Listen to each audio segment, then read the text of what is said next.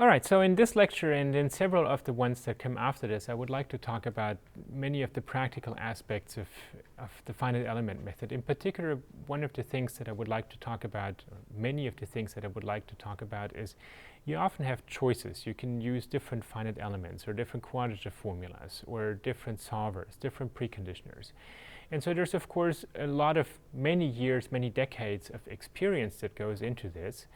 But at least to those who are new to the field, that experience is not right there. So many of the things that I'm going to talk about are not just, okay, so this is how it's done, but I would also like to say why this is how it is done, to give you an idea of, let's say, the background of these choices and these decisions. So the first lecture that I have on this topic goes by the name, what finite element to use. So you have many different choices. And in this lecture, I would like to talk about simple problems, which is essentially the Laplace equation and variations. And then saddle point problems will be the next lecture. So if you look at the elements that we've used so far, for example, in steps 1 to 6, where we solved the Laplace equation, we had a scalar equation, and we used Q1 or Q2 elements. And it was, of course, very easy to change, right? It was just an argument in the constructor of the class that you had to change to change the polynomial degree. Now, then I talked to you about step 20, the mixed Laplace equation, and there the issue was already a little bit more complicated. So in the mixed Laplace equation, it's a vector value problem. We have one vector value velocity and one scalar pressure that comes together, and we chose a Rabiat-Thomas element for the velocity. And the reasons for this we didn't explain at the time, but I want to come back to this in the next lecture then, what's behind that. We also chose piecewise constant for the pressure, or maybe higher order DG elements for the pressure. And the reason why we chose these two is because there is a compatibility condition that we need to satisfy. And then the more interesting part of what I'm going to talk about is Stokes equation, because it is so practical, so applied, so important in reality, which is also a vector value equation. And there we choose typically a Q2 element for the velocity, and it is not true what I'm claiming here. We choose a Q1 for the pressure. And I want to go into the details again, why we do this and what the reason for that is. Now, if you go into the world of finite element mathematics, you will find that there's a whole zoo of different elements. So, for example, on my list here, I have continuous Lagrange elements, discontinuous Lagrange elements. I've got Rabiat-Thomas elements, Nedelec. My PhD advisor, Rolf Ranacher, and one of his former students, Stefan Turek, had one element. And there's the Bretzi-Douglas-Marini, the Bretzi-Douglas-Durand-Marini, the Hermite and Argyris elements, the Crouzet-Raviat element, the Arnold-Fogg-Winter element, the Arnold-Buffy-Fogg elements, and there are many, many others that I'm not listing here. And then there are whole categories that we today call hybridized elements or penalized discontinuous elements. And the question, of course, well, what do we do with all of this? Many of these are actually available in deal.II. So the continuous Lagrange elements, for example, are implemented in this class FAQ. The discontinuous Lagrange elements are in FADGQ and FADGP. The Rabiat-Thomas element is in FA Rabiat-Thomas, and so on and so forth. So there are many of these elements that you can choose from. And there are numerous tutorial programs that show many of these. And the question is really, where do they all appear and why? So what's the reason for this whole zoo? Why does not everybody just use the Lagrange element? So let me start this lecture with just the simple Laplace equation.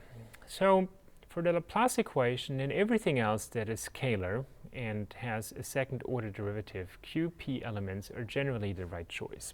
So when you have a QP element, then we know from the theory of the finite element method that I can measure the error u minus uh, for example, in the natural h1 norm.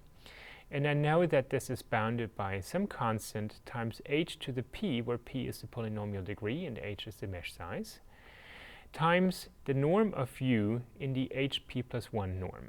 So that's the p plus first derivatives of u. And from that, through duality argument, I can also get the error u minus UH in the L2 norm, and I get one extra power in the mesh size H. Now, I can ask the question, what does that mean? So H is not something that I can immediately deal with. What I can deal with is the number of degrees of freedom in my problem, right? When I build the matrix, I know how big the matrix is. So how big is n as a function of H and P? Well, the way I think about this is the spacing between degrees of freedom is H over P, right? So if I have cells of size H and I have P equals 1, let's say linear elements, then 2 degrees of freedom are always H apart.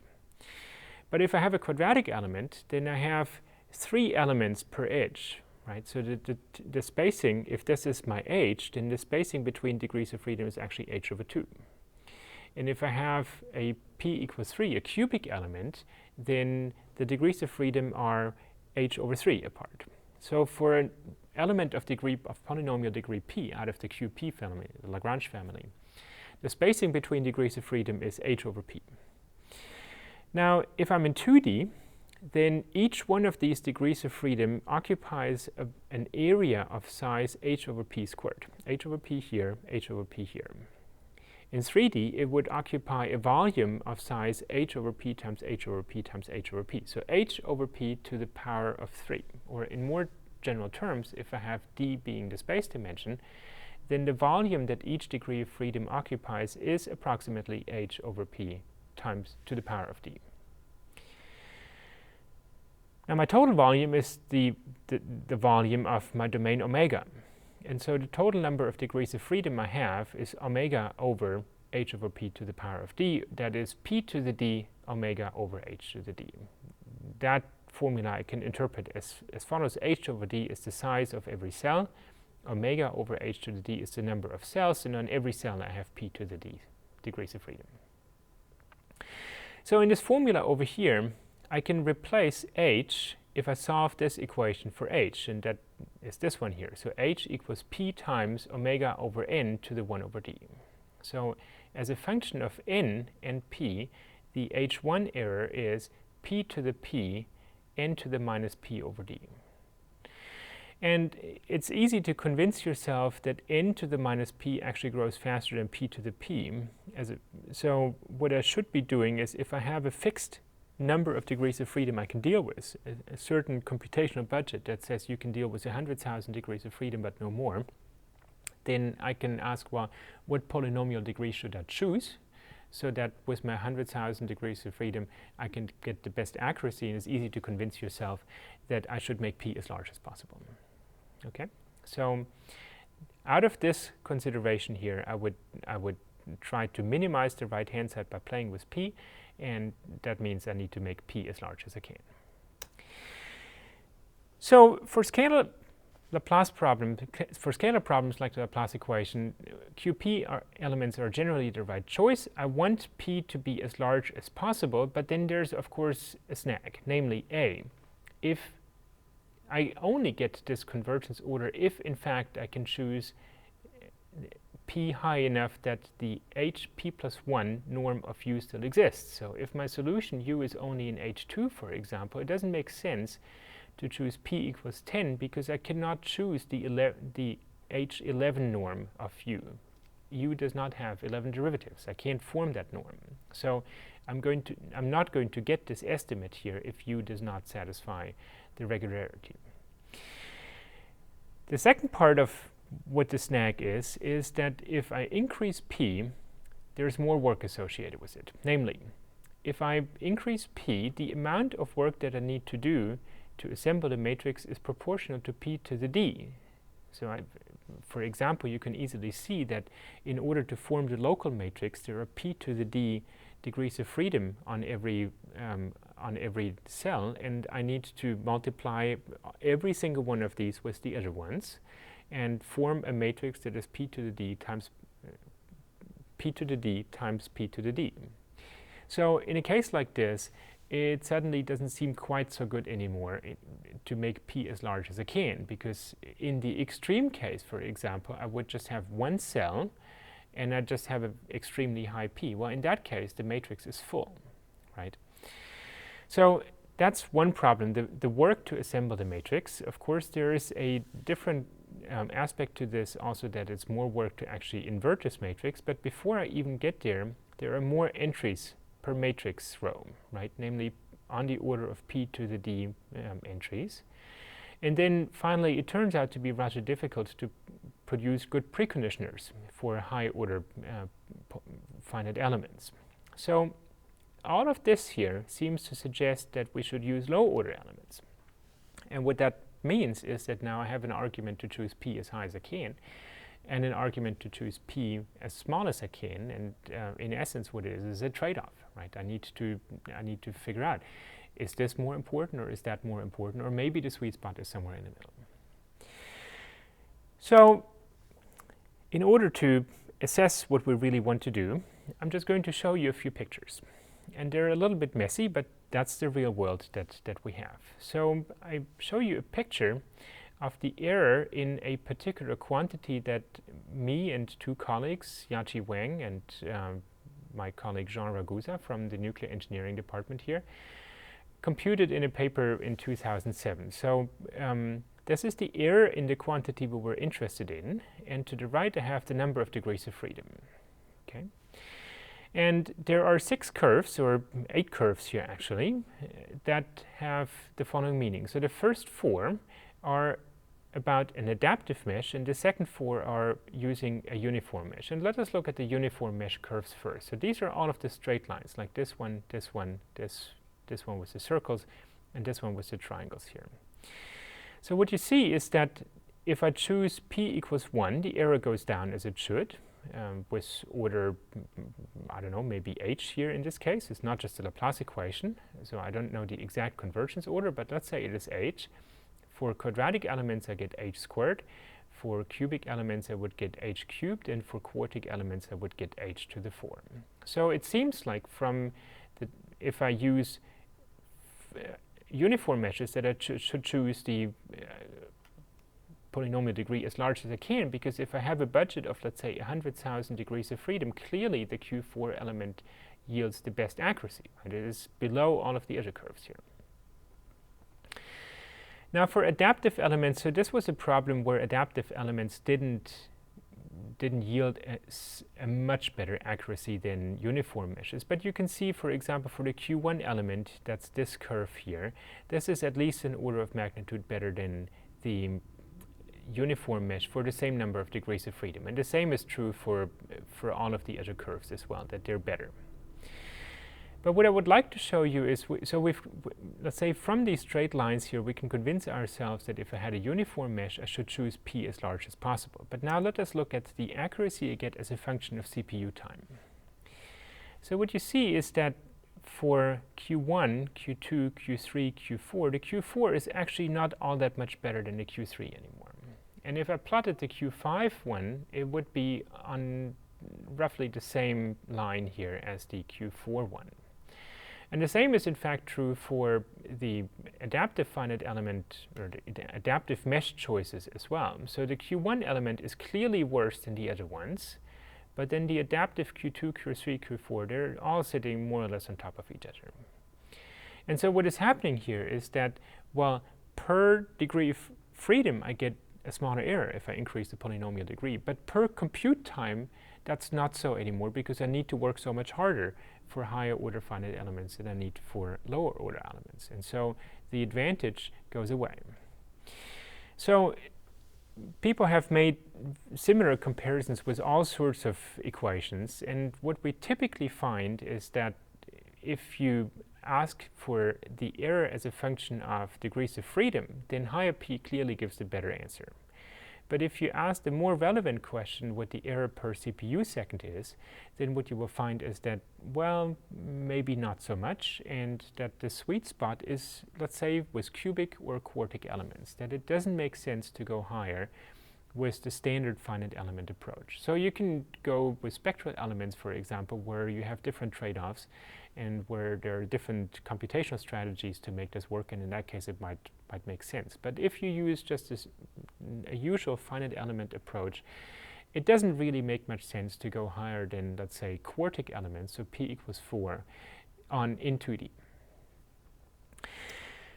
Now here's the 3D situation. So in this case, we computed the efficiency index of a nuclear reactor, and we didn't know the exact solution, so I can't tell you what the exact error is.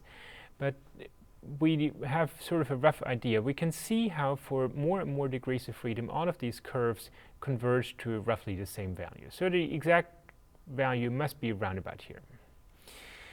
Now, again, if I look at the degrees of freedom and the error, or let's say the values here, which you can think of this as the error if you subtract this value over here. So if I look at the uniform meshes, right, so the squares and the open circles, so it would be this line, the black squares here, and the line over here. So clearly it gets, I mean, for a certain number of degrees of freedom, let's say 1,000,000, the open circles, the Q3 elements, are much closer to what we believe to be the correct value than the other two curves, right? But I can look again in terms of the CPU time, and what you find in this case is that, well, okay, so for a CPU time of 10,000 seconds, let's say about 20 minutes, no, about 3 hours, so the Q1 element is clearly not competitive, but the Q2 and the Q3 elements are basically on par.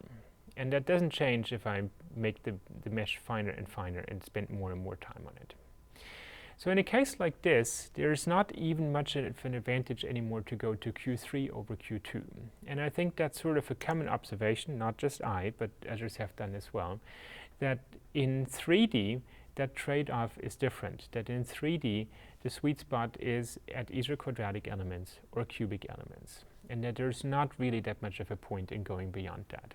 So that's a piece of practical advice. I don't think that we have any solid theoretical arguments why that should be so. I mean, we could count how many operations we need for, let's say, a cubic element per cell, or how many CPU operations to form this preconditioner and to do the matrix assembly, and so on and so forth. I think we could do this, but I think it is more useful to look at this from a very practical perspective. How much do you actually gain by going to a higher polynomial degree? And it turns out that in 2D, it's not worth going beyond p equals 4. In 3D, it's not worth going beyond p equals 3, and maybe even sticking with p equals 2 is the right thing to do. So that's sort of the situation for the Laplace equation. For the Laplace equation and all similar scalar equations, like I said, using a Lagrange element is completely appropriate. So, like I said, use a QP element. We need to figure out where the sweet spot in that trade-off is in 2D, Q3, Q4, in 3D, Q2 or Q3. That addresses only the very first line of the list of elements that I've shown you. And so what I would like to do for the rest of this lecture is to go over another model example that introduces another finite element. In that case, it's called the Nedelik element. So the Nedelik element is an element that is used for electromagnetics. In particular, if I write down the Maxwell equations, so if you go back to your undergraduate physics books, for example, you will remember that curl B being the magnetic field, curl B equals the current density plus the time derivative of the electric field. Divergence B equals 0, that means there is no magnetic monopoles. And then curl E equals the derivative of the magnetic field, and diff E equals Q. So that means that the sources of the electric field are charges. Q is the charge density. So if J and Q are both 0, I can decouple these equations. Namely, I can form the curl of the first equation, and I get curl B plus d curl E over dt. And then I take the time derivative of this one. So d over dt curl E is the minus d squared b over dt squared. And I can plug this into that term over here, and what I find is that the second time derivative of the magnetic field plus curl B equals 0. I still have that diff B equals 0, and then I have a similar equation for the electric field. So for these equations here, both E and B satisfy equations of the form d squared over dt squared u plus curl u equals 0 and diff u equals 0, where u is either E or B. Okay, so I'm going to just look at these equations here, and they can be thought of as the equations for both E and B. So if I look at this equation, the simplest variation formulation of these equations here is curl v curl u plus diff v diff u equals 0. And so you may ask, well, that seems unlikely because I have just one test function for two equations. What's really happening here is that curl is an operator that has a large kernel. That means there are going to be a lot of fields u that all satisfy curl u equals 0. Now, out of these many fields that satisfy curl u equals 0, which are the ones that I want? Well, it's exactly the ones that satisfy diff u equals 0. So that's why I have two equations, because the first equation does not adequately determine this field u. So if I go back here to the weak formulation, so because curl has such a large kernel, that means that curl v curl u equals 0 would not determine u, but essentially it is a quadratic function in one direction, but it is completely determined in another direction, namely in the direction of all of the functions that have 0 curl. And what I'm going to do is I'm going to add another penalty term in the direction of these functions that satisfy curl u equals 0. That's the diff term here. So curl v times curl u plus diff v times diff u equals 0. And what you see immediately here is that in order to satisfy an equation like this, what I need this solution to be is in a space that is in the intersection of h curl and h diff. So these are h curl are the functions whose curl is in L2. H diff are the functions whose divergence is in L2. And of course, I'm looking for functions for which both of these are true. So I'm looking for functions that live in a space that is the intersection of h curl and h diff. I call this V. And an important fact is that this space here is in fact a larger space than h1. Okay, that h1 is of course the functions whose gradients are in L2, whereas these are the functions whose curls and divergences are in L2, and there are functions whose curls and divergences are in L2, but whose gradients are not. Okay. So when you think about this problem, you think, well, that's just like the Laplace equation. I mean, I have second derivatives. If you think about this, I have second derivatives of u equals 0, and then, well, I have this thing here as well. But so clearly, it's like curl must be like the Laplace. So I could think about just using Lagrange elements, QP elements for this equation. And QP elements would mean that I choose my finite element space VH to be a subspace of H1. Okay, we know that all of the typical Lagrange finite element spaces, finite elements are continuous, for example, are differentiable weakly. So they're in H1. And we've just talked about the fact that H1 is a subspace of the space in which I'm looking for the solution. So you could think this is a perfectly reasonable approach. Now it just turns out that this space H1 in which we approximate it is not actually dense in V with respect to the norm that we care about, namely the norm on the space of functions that are both in H curl and H diff. So this density means the following. So if I think about my finite elements here, I'm going to converge in larger and larger spaces VH as I let H go to 0. But all of my finite element spaces as H goes to 0 are in H1. Now, if H1 is not dense in V, it might very well happen that my approximations converge to a function in H1. But because if H1 is not dense in V, that means that I'm not going to converge to the exact solution if the solution happens to be in a part of V that does not lie in H1. And that's typically what happens actually when you have re-entrant corners, for example. The solutions of the Maxwell equations have singularities that are so strong that they're in the space V, but not in H1. So if I try to approximate my solution in With Lagrange finite elements, I'm going to converge to something in H1, but because H1 does not have singularities that are strong enough, I'm not going to converge to the exact solution. And that means that I'm going to converge to something, but not to the exact solution. So I want to point out that this argument here of the density was established by Kostabel in 1991. Now, the alternatives that I have in a case like this is that I can use an element that was first described by Nedelec. So we call this the Nedelec element. It is implemented in the class F in Nedelec.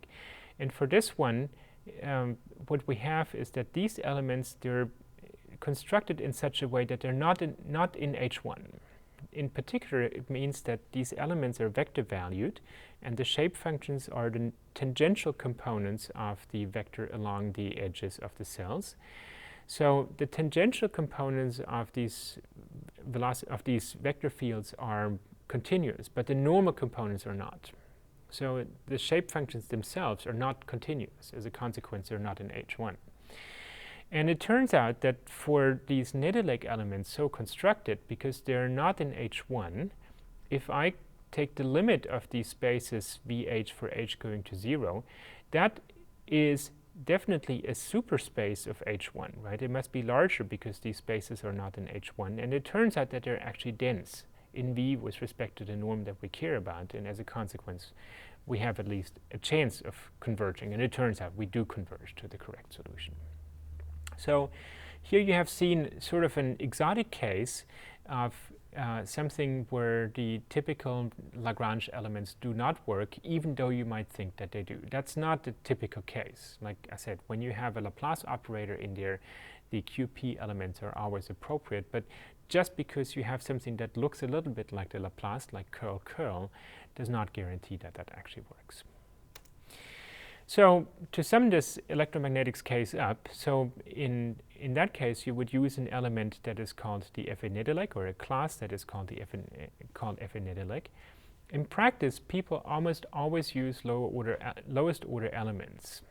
That, I believe, might be a mistake. So I think that has more to do with historical context. I think that you would probably get better performance in terms of error per CPU time if you chose Nedelec elements that are quadratic, cubic, quartic, quartic in 2D and maybe up to cubic in 3D, just like we did for the FAQ element. I think the historical context where people use lowest order elements is that these Nedelec elements are just nasty to implement. They require a lot of code, and they have certain peculiarities that make it really difficult to implement, and as a consequence, not a lot of people went to the length to actually do it. But I think you would probably get better performance out of these elements if you did go to second, third, maybe fourth order. All right, so with this, I would like to end this lecture on, let's say, relatively simple problems, and we'll come back to more complicated problems in the next lecture, where I'm going to talk about mixed problems or saddle point problems and why we need to be very careful about the choice of finite elements on these.